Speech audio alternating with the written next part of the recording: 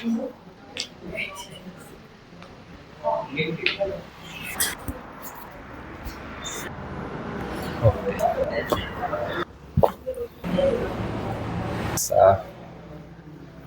Loose loose थोडा tight कापड तिला थोडा. ओके.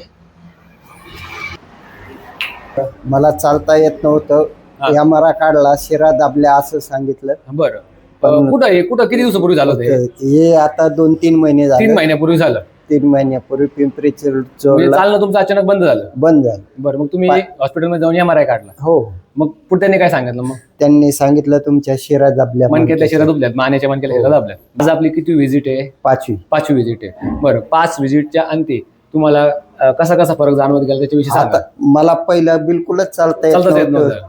आता काठो बी चालत आता मोकळं थोडं चालायला यायला लागलं. बरं. आणि ते तुमचं काय पेन वगैरे होते ते थोडे येतात कमी झाले? हा, पहिल्या जे वातलं यायचा ना त्याच्यात थोडा फरक पडलाय. बरं, म्हणजे ऍटलीस्ट तुम्हाला बिलकुल तुम्ही बसूनच होते, तुम्हाला चालता फिरता यायला लागले. ठीक आहे. तर मित्रांनो लक्षात घ्या, यांची फर्स्ट व्हिजिटला कंडिशन अशी होती की यांना 3-4 जणांनी पकडून आपल्या हॉस्पिटलमध्ये आणलं होतं. यांच्या मानेतल्या मणक्याच्या शिरा दाबल्यामुळे, मणक्यातल्या नसा दाबल्यामुळे यांना बिलकुल चालता येत नव्हतं आणि कंटिन्युअस हातापायाला असं करंट मारल्यासारखं होतं. बरोबर.